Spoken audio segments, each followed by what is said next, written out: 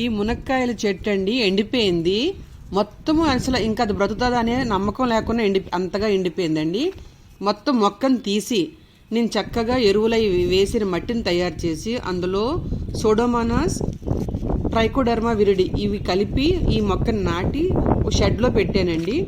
అలా 1 మంత్ అయిన తర్వాత చిన్న చిన్నగా చిగురించిన తర్వాత నాకు ఇది బ్రతుకుతుందని ఒక నమ్మకం వచ్చింది. ఆ తర్వాత ఇగో ఇంత ఎత్తున ఎదిగింది. ఇది 3-4 మంత్స్ అండి దీనికి ఇలా ఎదగటము. ఇంత ఎత్తున ఎదిగింది. ఇప్పుడు అది గాలికి పడే ఛాన్స్ ఉంటుంది. అందుకని చెప్పి నేను ఆ చివరికి వెళ్ళిన ఆ కొమ్మని ఇరిచేస్తున్నాను.